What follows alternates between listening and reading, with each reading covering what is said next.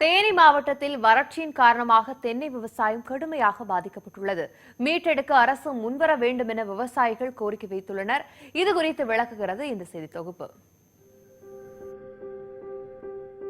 தேனி மாவட்டத்தின் பிரதான தொழில் விவசாயம். இங்குள்ள பெரியகுளம், கம்பம், போடி உள்ளிட்ட சுற்றுவட்டார பகுதிகளில் 46,000 ஏக்கரில் தென்னை விவசாயம் செய்யப்படுகிறது. முக்கிய பணப்பயிரான தென்னை மரங்களில் வாடல் நோய் காரணமாக கடந்த 5 ஆண்டுகளில் ஆயிரக்கணக்கான தென்னை மரங்கள் வெட்டப்பட்டன.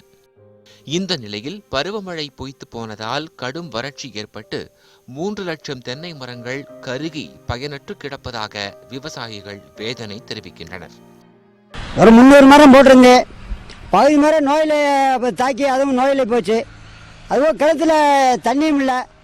இருக்க மரம் 300 மரமும் அந்த தண்ணி இல்லாமல் 300 மரம் காலியாக போச்சு. இப்போ பூரா பட்டுருச்சு. கடும் வறட்சி மற்றும் தண்ணீர் பற்றாக்குறை காரணமாக தென்னை மரங்கள் காய்ப்புத்தன்மையை இழந்துள்ளன.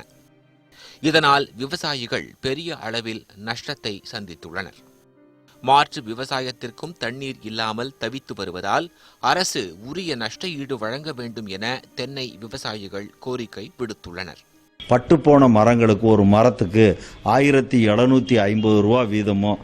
இந்த 1750ங்கிறது இது அக்ரிகல்ச்சர் இன்சூரன்ஸ் கம்பெனி நிர்ணயம் பண்ண தொகை.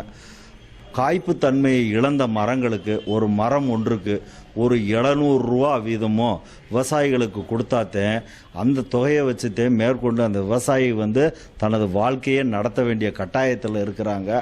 தென்னை உற்பத்தியாளர்களுக்கு அரசு நிதி உதவி வழங்கி தேங்காய், இளநீர் உள்ளிட்ட பொருட்களை வெளிநாடுகளுக்கு ஏற்றுமதி செய்வதற்கு வழிவகை செய்தால் தென்னை விவசாயிகளின் வாழ்க்கை தரம் உயரும் என்கிறார் கருப்புசாமி. பாதிக்கப்பட்ட தென்னை விவசாயிகளுக்கு உடனே அரசு நிவாரணம் கண்டிப்பாக உடனே வழங்கி ஆகணும். ஏன்னா ரொம்ப கஷ்டத்தில் இருக்காங்க.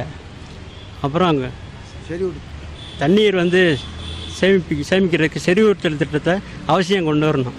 வெயில் இப்போதே வாட்டி வதைக்க தொடங்கிவிட்ட நிலையில் அடுத்து வரப்போகும் மாதங்களில் தண்ணீர் பஞ்சம் உச்சத்தை எட்டக்கூடும்.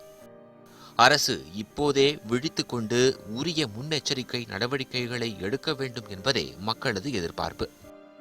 வறட்சி மற்றும் நோய் தாக்குதல் காரணமாக பட்டுப்போன இந்த தென்னை மரங்களுக்கு பாதிக்கப்பட்ட விவசாயிகளுக்கு உரிய இழப்பீடுகளை வழங்கி தென்னை விவசாயத்தை ஊக்குவிக்கும் விதமாக புதிய திட்டங்களை இயற்றினால் மட்டுமே அழிவின் விளிம்பில் இருக்கக்கூடிய இந்த தென்னை விவசாயத்தை பாதுகாக்க முடியும்.